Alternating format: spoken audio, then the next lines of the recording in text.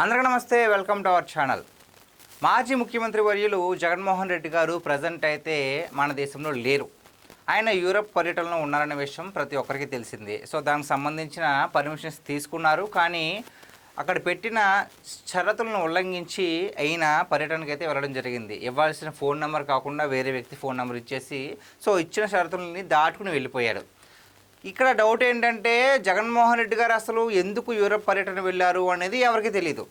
కానీ యూరప్ పర్యటన వెళ్ళడానికి మాత్రం పర్మిషన్ తీసుకున్నారు. కానీ ఎందుకు వెళ్తున్నారు, ఆ పర్పస్ ఏంటి, అసలు ఏం జరుగుతుంది, మళ్ళీ తిరిగి వస్తారా లేదని ఎన్ని రకాల డౌట్లు అంటే అన్ని రకాల డౌట్లు, అన్ని రకాల అనుమానాలు అయితే ఉన్నాయి. జగన్మోహన్ రెడ్డి గారు ఏ విధంగా ఇప్పుడు విదేశీ పర్యటనలో ఉన్నారో నారా లోకేష్ గారు కూడా విదేశీ పర్యటనకు సిద్ధంగా ఉన్నారు. నారా లోకేష్ గారు ఈ నెల 19వ తేదీ నుంచి 24వ తేదీ వరకు ఆస్ట్రేలియాలో పర్యటనకు సిద్ధంగా ఉన్నారు. సో అక్కడ పర్యటించబోతున్నారు. కానీ వాళ్ళిద్దరికీ చాలా అంటే చాలా డిఫరెన్స్ ఉంది. జగన్మోహన్ రెడ్డి గారు ఎందుకు వెళ్ళారు, ఏంటి, ఆ పర్పస్ ఏంటి, అది మళ్ళీ తిరిగి వస్తాడా లేదనేది 100 డౌట్లు ఉన్నాయి. కానీ ఇక్కడ ఈయన వెళ్ళిన పర్పస్ వేరు. ఈయన అక్కడ ఎవరినో కలుద్దామని లేదంటే ఎవరినో ఈయన రండి మా రాష్ట్రానికి రండి అని ఆహ్వానించడానికి వెళ్ళట్లేదు. ఈయనే ఒక ఆహ్వానం మేరకు ఆస్ట్రేలియాలో ఉన్నటువంటి హై కమిషనర్ ఫిలిప్ గ్రీన్ అనే వ్యక్తి నారా లోకేష్ గారికి ఒక లేఖ రాసి మా దేశం రండి, ఇక్కడికి వచ్చి స్పెషల్ విజిట్ ప్రోగ్రాంలో పాల్గొని ఇక్కడ ఉన్నటువంటి విశ్వవిద్యాలయాల్ని యూనివర్సిటీని సందర్శించండి అని చెప్పేసి ఒక లేఖ రాయడం అయితే జరిగింది. అసలు ఆ లేఖ ఏంటో ఒకసారి చూద్దాం. ఇక్కడ మనం చూసుకున్నట్లయితే కనుక AP minister Nara Lokesh receives honour from Australian high commissioner. So ఇక్కడ ఏం రాస్తుందంటే Andhra Pradesh minister Nara Lokesh has received a prestigious invitation from the Australian high commissioner to participate in this special visit programme. So ఇక్కడ ఏమంటున్నారంటే ఫిలిప్ గ్రీన్ గారు, మీరు మా దేశం రండి, వచ్చి అక్కడ జరుగుతున్నటువంటి స్పెషల్ విజిట్ ప్రోగ్రాంలో వచ్చి మీరు పాలు పంచుకోవాలి అని చెప్పేసి వేరే దేశంలో ఉన్నటువంటి ఒక హై కమిషనర్ మన దేశంలోనూ అందులోనే మన తెలుగువాడినటువంటి మన నారా లోకేష్ గారిని ఎంచుకోవడం అంటే అది మామూలు విషయం కాదు. ఎవరైతే వైసీపీ వాళ్ళు ఇతను రాజకీయాలకి పనికిరాడు, ఈయన అస్సలు మాట్లాడటమే తెలుగు మాట్లాడటమే రాదు, ఈయన రాజకీయాలు ఎలా చేస్తారు, కేవలం చంద్రబాబు నాయుడు గారి అండవల్ల ఏదో పదవిలోకి వచ్చాడని చాలా విమర్శలు ఎదుర్కొన్న ఈయన ఇప్పుడు ఇటువంటి వ్యక్తి రాజకీయాల్లో చాలా అవసరం అనే విధంగా ఈయన ఎదిగారు అంటే మరి నారా లోకేష్ గారి రాజకీయ ఎదుగుదల ఏ విధంగా ఉందనేది మనం ఇంకా ప్రత్యేకించి చెప్పాల్సిన అవసరం లేదు.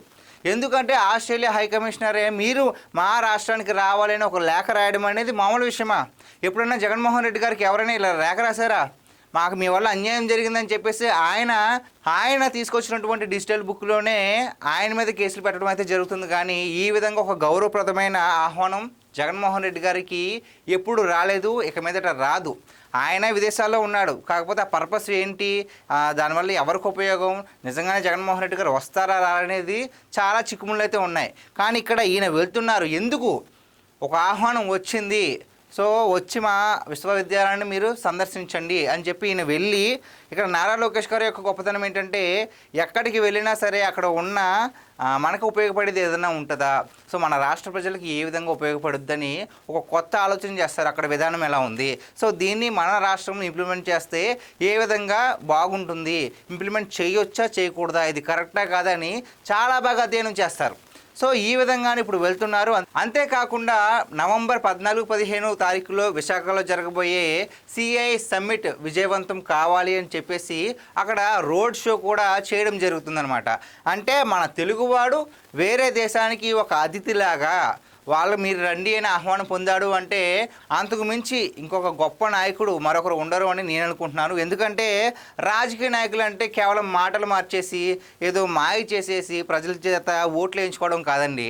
ఒక సరిగ్గా చదువుకున్న ఒక వ్యక్తి వ్యవస్థల గురించి అన్నిటిని అధ్యయనం చేసి ఏ విధంగా బాగుంటుంది, వాళ్ళకు ఉద్యోగ అవకాశాలను ఏ విధంగా తీసుకురావచ్చు అని ఆలోచించే వ్యక్తి రాజకీయాల్లో ఉంటే ఏ విధంగా ఉంటుంది, మన రాష్ట్రానికి ఏ విధంగా గౌరవం దక్కుద్ది అని చెప్పేసి నారా లోకేష్ గారిని చూస్తే మనం క్లియర్గా తెలుసుకోవచ్చు అనమాట. సో గాయస్, ఇది ఈరోజు మన వీడియో. ఈ వీడియో పైన మీ విలువైన అభిప్రాయాన్ని కామెంట్ రూపంలో తెలియజేయండి. Thank you.